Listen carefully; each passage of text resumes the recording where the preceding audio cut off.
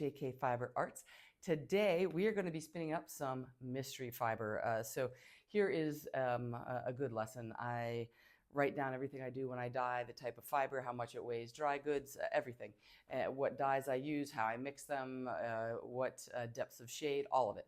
And I write it down in a notebook. I was transferring my handwritten notebook to a digital notebook, which is wonderful and it's a lot easier to use, and I can put actual photos of what I'm doing in immediately and even what it looks like spun up, and it's very cool and I love it, except that somehow I misplaced my notebook before I transferred the last few dyes that I did.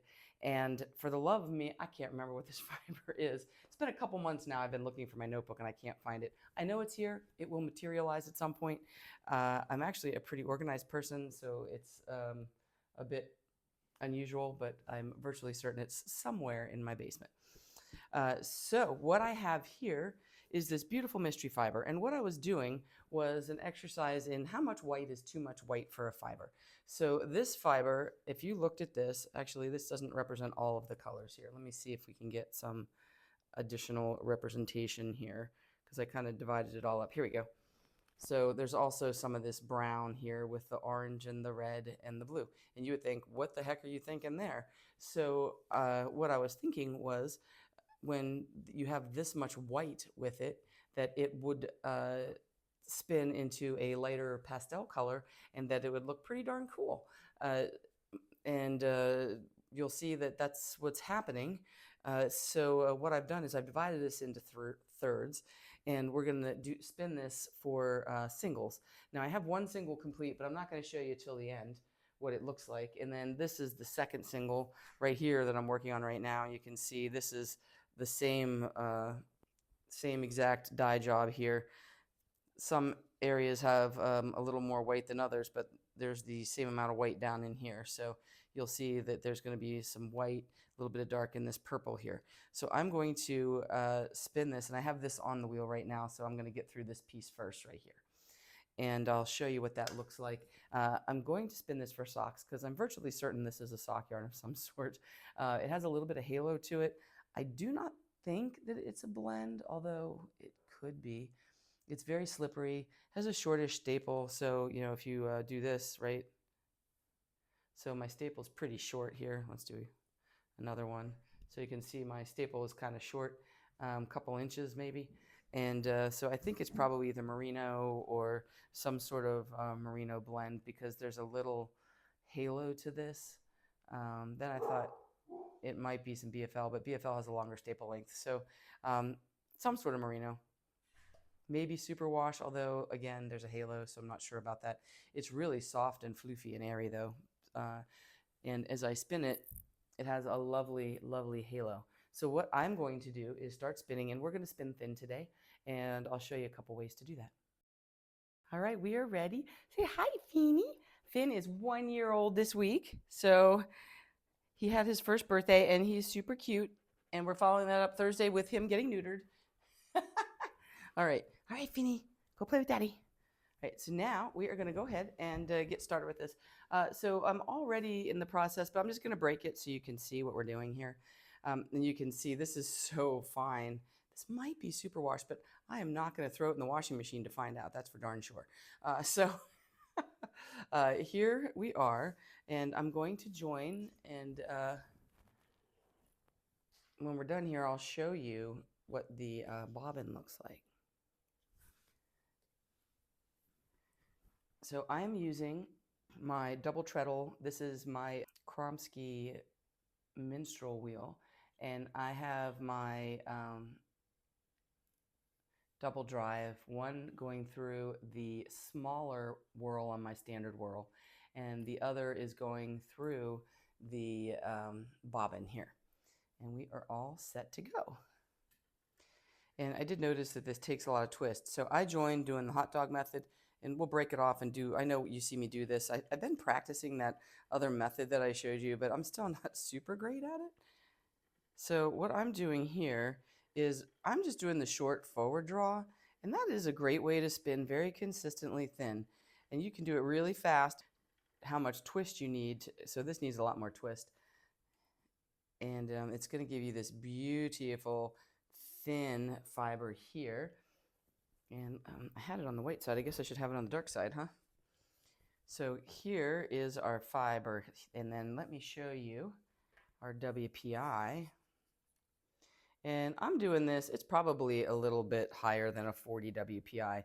So if you look here, I'm just going to put this black background here to hopefully block out some of the busyness behind it.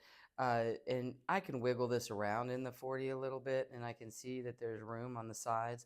So it's probably like somewhere between a 42 and a 45, I would venture to guess. I've never actually bothered getting a WPI tool that goes higher than 40. Because I usually just wing it after that. I don't do a lot of lace knitting, that's why. Back to business here. So short forward draw. Short forward draw, I am just pinching the fiber and just dealing, I imagine it like dealing cards. I'm just pulling tiny amounts that are consistently sized out of my drafting triangle, which is right there. You see that triangle right there? I kind of stop mid-draw, and that's where I'm drawing from. And then I'm holding my hand here, and it has to be a little bit past the staple length, or else you're going to get all clogged up there with twist. So you want to hold it back just a little bit here, back here, so that the fibers can easily draw from your triangle.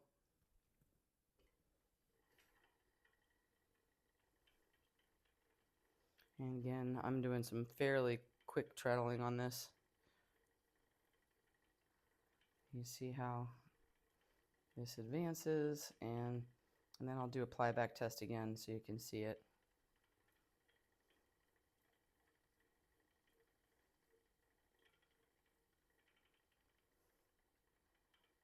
Today's my son's 19th birthday, so that's pretty exciting.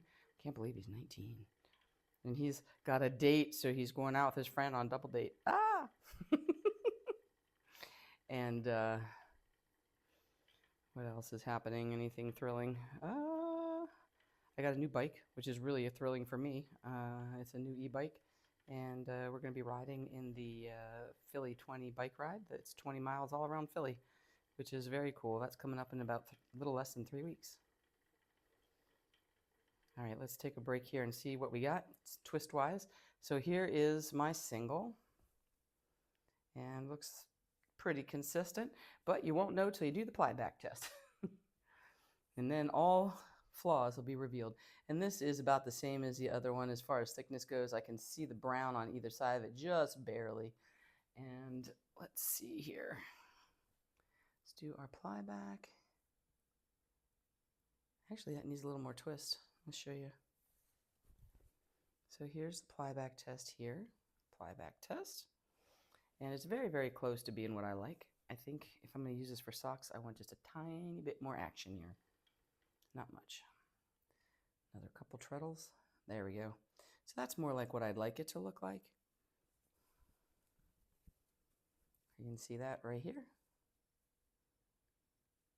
And what we can do is break this off here, and then we can do the other technique too. And see if I can manage to do this without messing it up.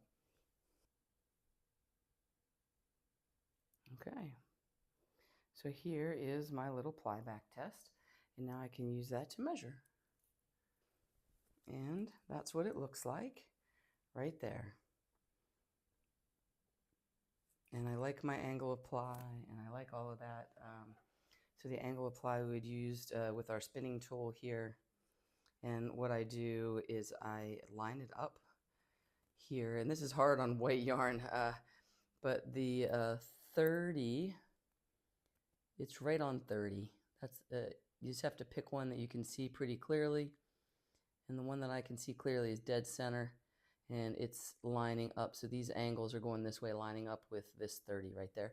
And so I like it. That's what I want. So I'm going to just save this little piece, and I can refer back to it, especially when I start doing the other singles. So say it's a little bit of time in between, and I'm like, what was I spinning? And I have it sitting right by my wheel here, so I know what I'm going to do. Now let's try that second style here for joining. So the next way to do this, to join, is you let this end get fuzzy, and you can see I have a little fuzzy here, And you let this end draft out a little bit, get that nice and fuzzy here, a little bit of fuzzy. And then you're going to do it kind of like how you do when we core spin. All right, so my end here is fluffy.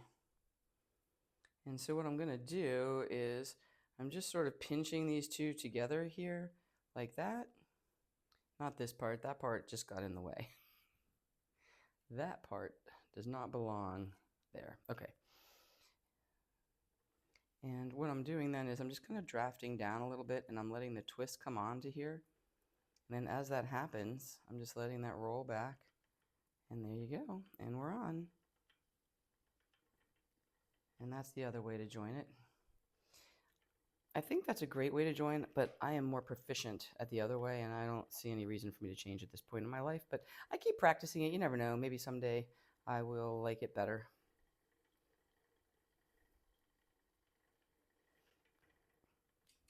And you see what happened there? That's good for you guys to see that, because that is what happens if you don't have enough twist. And you really don't want that to happen farther back, especially if you're planning on chain plying. You really, really, really want to make sure, because you see how easy it was for me to pull that back off the bobbin because I have plenty of twist in the rest of it. If I was under twisted, it would be maddening. It would keep breaking all over the place. And the more I spin with this, the more I'm convinced that it's superwash merino, because it is very slippery and it's not holding together quite as readily as it typically would. So when you have superwash, the scales are removed. So the scales are what cause wool to felt. They interlock.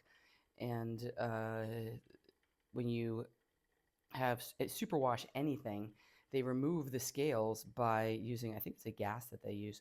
And then it makes it very slippery so that it won't felt. So it won't felt when you put it in the washing machine. And here we are getting into some of this darker color here, and I am really loving this. I don't know if you can see the bobbin on the video, but right now I'm in this nice light section, and it's not white, even though you think, oh, you're spinning pure white, but it is turquoise and this very light peach, and this is more of like a darker denim color, and then we got a little bit of the orange there, and underneath this is a little bit darker, brighter blue, and the peach color, and it looks really cool. Let's see. And right now what I'm just doing here, you can see it's kind of a pink and blue combo.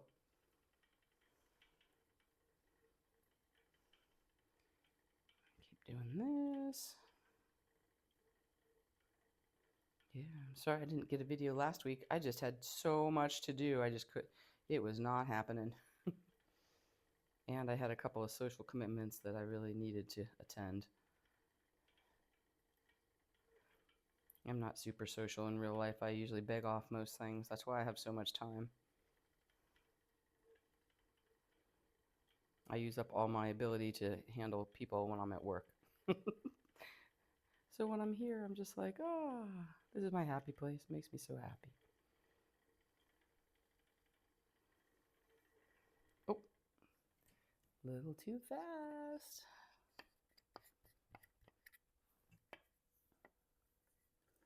Who knows, maybe if I have a big enough disaster, we can use the toothbrush to show you how to find the end. All right. Well, I guess we tried the other one. Let's try this way again. I'm ready. Here we are.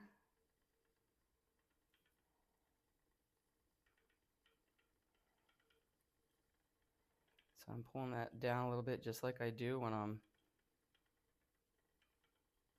core spinning. Actually, that one went pretty well for me. That may have been one of my better ones. You can't even see the joint and it stayed nice and thin. Maybe there's hope for me. Just taking, so if you want to spin thicker with this same technique, you're just going to take a bigger clump of fiber and just keep doing that consistently, taking the same size and the same pull distance every time. Now, I'm not pulling very far because this is a short stapled fiber, so I am just, it's very, very short and quick.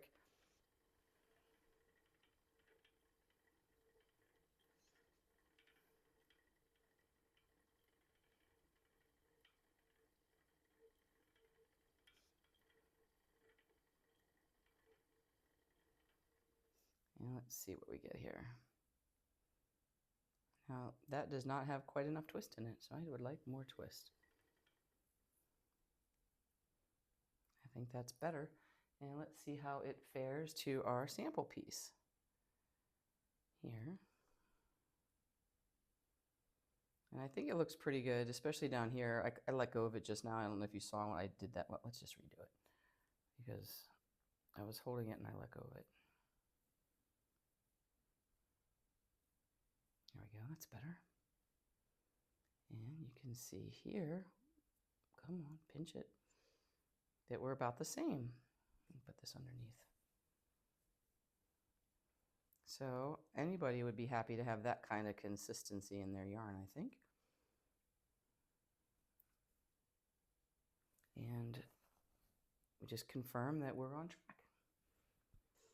So the other way of spinning, when you have something like this that you want to spin thin, would be long draw. Now, I'm going to let this, in order for me to spin long draw, so long draw, the twist is going to come up into, not into your drafting triangle, but it's going to come up enough so that you get a little bit of resistance up here. So what you're going to do is you're drawing backwards. I'm letting the twist accumulate, draw backwards. You see how thin it is here. It's actually a little bit thinner than when I was spinning before. So doing the long draw, and I'm just, this hand is guiding and giving something to resist, to pull back against. I'm just leaving my hand down so you can kind of see what I'm doing here. And I'm pulling with my backhand, and the fiber is coming out of the drafting triangle up here. And I'm just going to let that go. And I'm pinching it now so it doesn't get too far up in there. And now let's see what this looks like. And that looks lovely as well. I think it's a tad bit thinner than the other one. And that's what long draw does. It makes it very easy to spin thin. They are very similar, but the one that I just spun that's on your left is a bit thinner. You can really appreciate it, I think, better down here. Let's get down to this end. There, I think you can see that better there. So you see the difference? So it's a little bit too thin for what I want to do with it. I like thin sock yarn, and I can spin really thin sock yarn, but I don't like knitting with really thin sock yarn because it takes me forever to make the sock. So I usually try to stay somewhere around the 16 WPI, somewhere in there, some fingering weight. So again, for the long draw, I'm just letting this twist kind of come up in here, not so far up that I'm getting it tangled up in the drafting triangle, and I'm just, it's kind of a feel thing. When you start to feel that you can draw back with just a little bit of resistance, again, I'm getting it very thin here. Let's try to keep it a little thicker.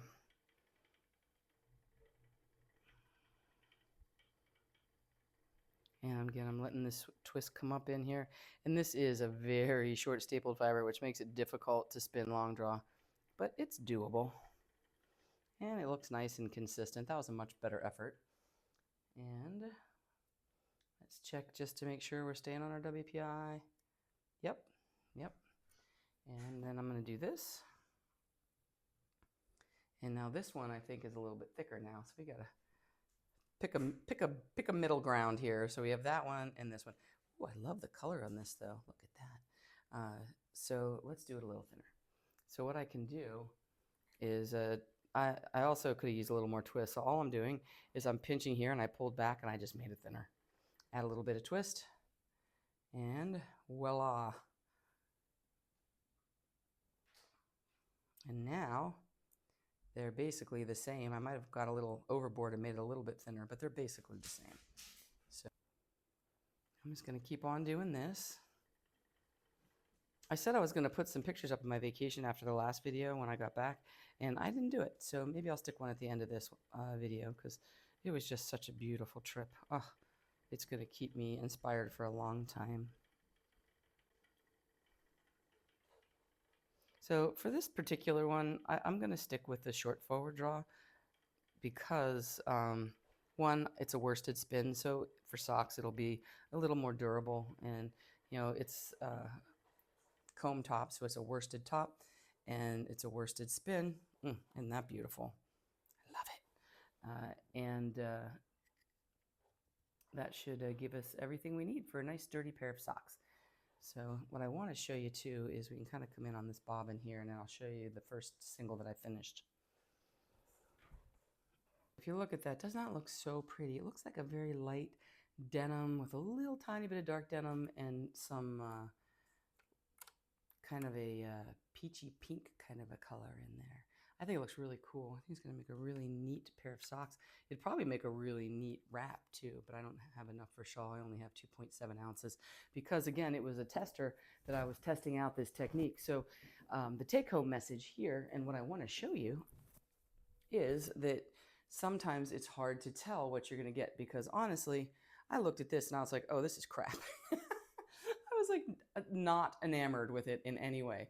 And, I thought, oh, there's too much white. There's not enough happening here, especially in the second half of that one. And same thing with this one here. So you can just see there's just so much white, and none of this is like going the whole way through. You can see it's, well, a little bit it's going through here, but mostly I have a lot of white here.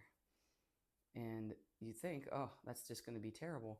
But it blends together so beautifully, and it's given us like a peachy pink when this orange is spinning. So that doesn't quite go the whole way through. But it really, you would not imagine that this would yield, this top would yield this yarn right here. I mean, would you think that that would give you that? That's one of the beauties of working with what I think of it as negative space. Negative space in drawing is, openness and light in that area. Nothing, happening really in that space. And in spinning, when I think of it as negative space, that white really changes it up a lot. It adds, it changes the depth of your color. So pretty cool. Let me show you the bobbin I just finished yesterday. And then I'll finish this one and the next one. And then next week I'll show you we'll do the 3-ply and look at the final yarn. So here is the bobbin that I did last night that I finished. And it has that lightness underneath of it. So I finished with a little dark stretch, but it is very cool. And it's kind of a, like I said, a denim peachy turquoise, and it looks really neat. So if you can see up there to the little colors, even with the single, it looks like, a very fine 2-ply. It's got such beautiful colors in it. So I will see you guys next week, and we will do the 3-ply. We'll finish this 3-ply and look at this final yarn, and then we'll talk about what we're going to do next. I do have a fractal bat that I really, really want to spin because it's taken up some bobbins. I already have it a third of the way done. So I started the video, when did I start that video? Sometime around the Tour de Fleece. It was either right after because I didn't finish it for the Tour de Fleece and I really wanted to. So we're going to do that. And I just keep getting sidetracked by new things because, I have fiber ADD. But that's okay. It's a good problem to have. I will see you guys back soon.